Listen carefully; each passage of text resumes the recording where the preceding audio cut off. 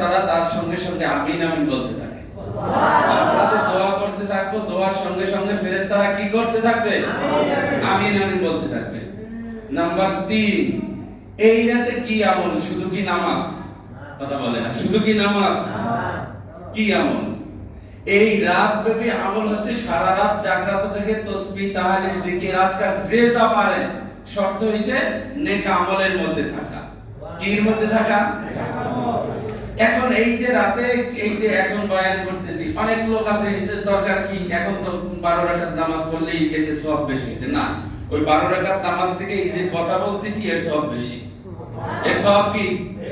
আমার কথা না, নবীর কথা। কার কথা? নবীর কথা। হাদিসের মধ্যে আসছে, দুইটা হাদিস শুনাই।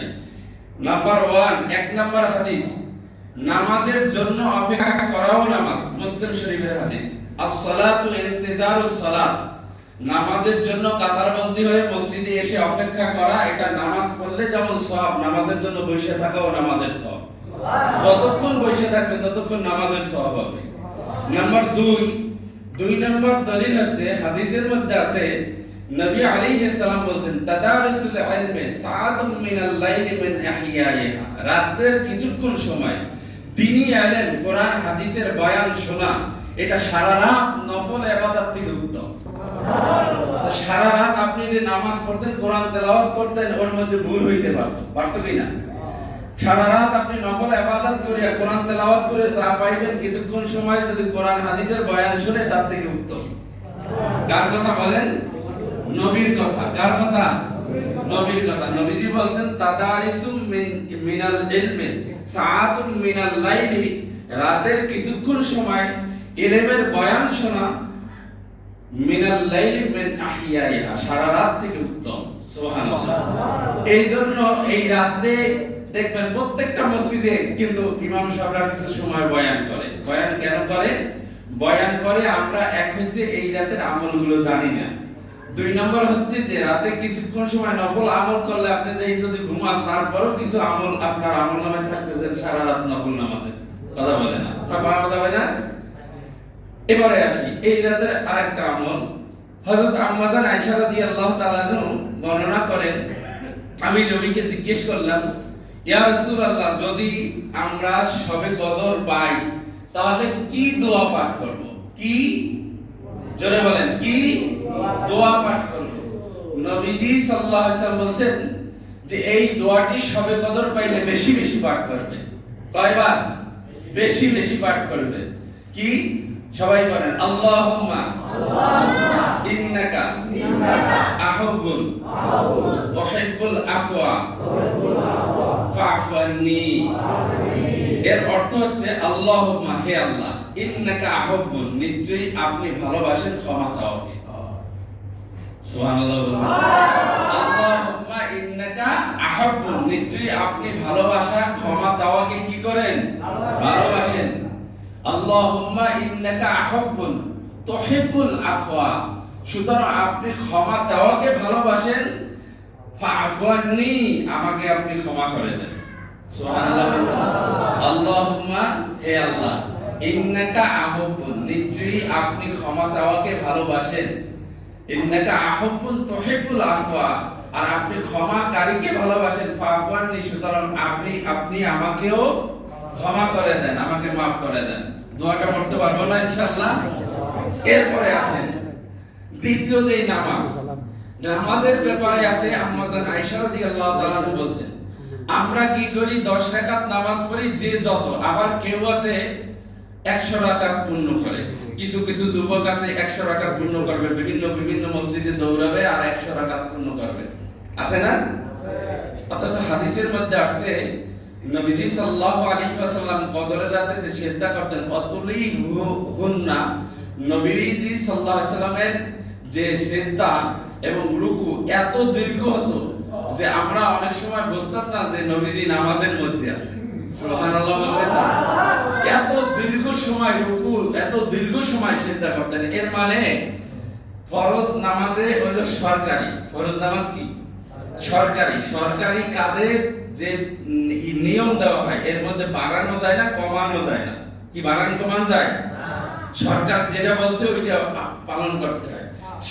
আমরা যে ফরজ নামাজগুলো পড়ি, ফরজ নামাজগুলো হলো সরকারি, আল্লাহর হুকুম।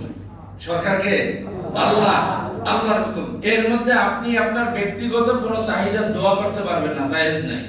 আপনি ফরজ নামাজের মধ্যে জোরে আওয়াজ দিয়ে কাঁদতে পারবেন না, যেটা জায়েজ নাই। আপনি বিপদে আছেন, এই ফরজ নামাজের মধ্যে আপনি দোয়া করতে পারবেন না, এটা জায়েজ নাই। দুনিয়াবি কোনো কাজ করা জায়েজ নাই। কিন্তু নফল নামাজের মধ্যে হাদিসের মধ্যে আছে, নবীজি সাল্লাল্লাহু আলাইহি ওয়াসাল্লাম বলেন, কারো কোনো প্রয়োজন হলে সঙ্গে সঙ্গে সালাতে দাঁড়ায় আল্লাহর কাছে চাইতে। এর মানে রুকু সিজদার মধ্যে নবীজি সাল্লাল্লাহু আলাইহি ওয়াসাল্লাম শুধু দোয়া করতেন, আল্লাহর কাছে ক্ষমা চাইতেন। আমরা তো শুধু দোয়া মুনাজাত করি, নামাজটাও সবচেয়ে বড় মুনাজাত। নামাজের মধ্যেও দোয়া করা যায়, শুধু নফল নামাজে। কি নামাজে? নফল নামাজে। যেমন আরেক হাদিসের মধ্যে আছে, নামাজের মধ্যে কি দোয়া করতেন? আল্লাহুম্মা গফিরলি, হে আল্লাহ আপনি ক্ষমা করেন। কোন সময়? রুকুর মধ্যে যাই না? কথা বলে না, রুকুর মধ্যে যাই কিনা? রুকুর মধ্যে যাই। রুকুতে যাই কি বলি? সুবহানা, সবাই বলেন সুবহানা, সুবহানা রাব্বিয়াল আলা। তিনবার পড়ি না? এই রুকু থেকে সোজা হইয়া এরপরে দোয়া করতেন। সিজদার মধ্যে নবী দোয়া করতেন, আল্লাহুম্মা গফিরলি ওয়ারহামনি ওয়াতিনি ওয়াহদিনি ওয়াহফিনি ওয়ারযুকনি। সুবহানাল্লাহ। পাঁচটা দোয়া করতেন। কয়টা দোয়া করতেন? কোন নামাজে? নফল নামাজে। কোন নামাজে? নফল নামাজের মধ্যে আল্লাহুম্মা গফিরলি, হে আল্লাহ আপনি আমাকে ক্ষমা করেন। ওয়ারহামনি, আপনি আমাকে রহম করেন। ওয়াতিনি, আপনি আমাকে দান করেন, নিয়ামত দান করেন। ওয়াফিনি, আপনি আমাকে ক্ষমা করেন। ওয়ারযুকনি, আপনি আমাকে রিজিক দেন। সুবহানাল্লাহ। আল্লাহুম্মা গফিরলি ওয়ারহামনি ওয়াতিনি ওয়াহদিনি, হে আল্লাহ আপনি আমাকে হেদায়েত দেন। ওয়াফিনি, আপনি আমাকে maaf করেন। ওয়ারযুকনি, আপনি আমাকে রিজিক দান করেন। সুবহানাল্লাহ। এই দোয়াগুলো কিসের মধ্যে করতে হয় বলেন? নফল নামাজের মধ্যে করতে হয়।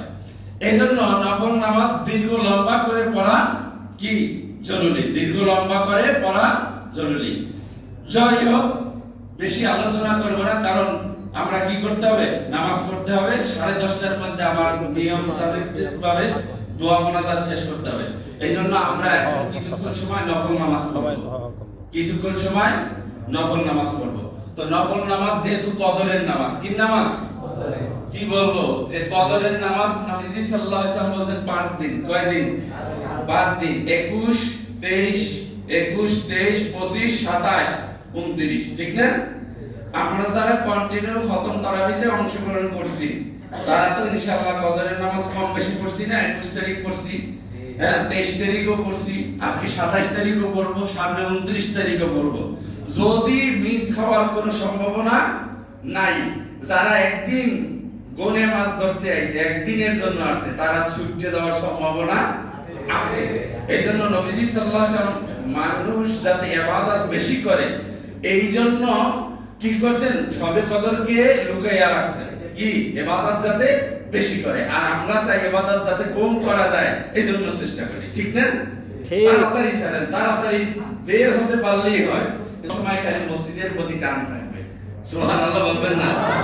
তাহলে 7 শ্রেণীর মানুষের মধ্যে এক শ্রেণীর মানুষ আছে যারা মুআল্লাকাতুল কুলুব ফিল মসজিদ, মসজিদের সঙ্গে যার সম্পর্ক থাকবে, সব সময় শুধু মসজিদেই থাকবে, মন চাবে যে মসজিদে বসে থাকি, এই শ্রেণীর মানুষ কিন্তু কিয়ামতের দিন আরশের নিচে ছায়া পাবে। সুবহানাল্লাহ বলবেন না? সুতরাং আজকে নফল নামাজ বেশি করব, নফল নামাজ বেশি করব, এরপরে জিকির আজকার করব, যারা পারি কোরআনুল কারীমের তেলাওয়াত করব ইনশাআল্লাহ। কেন করব? আজকের রাতের প্রত্যেক মিনিট ইবাদতে, প্রত্যেক মিনিট ইবাদতে আপনার বাকি যদি ধরেন তাহলে 336 দিন বা এক রাতে, যদি এক রাতে 12 ঘন্টা, কত ঘন্টা? 12 ঘন্টায় যদি আপনার 1000 মাস হয়, তাহলে 12 ঘন্টা যদি 1000 মাস হয়, তাহলে চিন্তা করেন তো প্রত্যেক মিনিটে কত দিনের ইবাদত। বুঝাইতে পারেন? আজকের রাতের গুরুত্বটা এত বেশি যে 12 ঘন্টার মধ্যে যদি 12 ঘন্টা কেউ ইবাদত করে, তাহলে কত হাজার মাসের সওয়াব হবে? 1000 মাসের সওয়াব। আপনি যদি 1 ঘন্টা করেন তাহলে তো আপনি 1000 মাসের সওয়াব পাবেন না, পাবেন? শর্ত হইছে কি তানাজ্জালুল মালাইকাতু ওয়ার রূহু ফিহা বিইذনি রাব্বিহিম মিন কুল্লি আমরিন সালাম। এই সালাম শান্তি থাকবে কোন পর্যন্ত? হাত্তা মাতলাইল ফজর, ফজর পর্যন্ত। কোন পর্যন্ত? ফজর, ফজর পর্যন্ত। সুতরাং ইবাদত করতে হবে ফজর পর্যন্ত। কি পর্যন্ত? ফজর। আসুন আমরা কিছুক্ষণ সময় নফল নামাজ করব। 2 রাকাত করে তাড়াহুড়া করব না। প্রত্যেক রাকাতে যদি কোন সূরা না পারেন, যারা পারেন তো ভালো, সূরা কদর পারলে সূরা কদর 3 বার তেলাওয়াত করবেন। হাদিসের মধ্যে আছে 15 মিনিটে 18 খতম করা যায়। 15 মিনিটে কত খতম? কথা হয় না।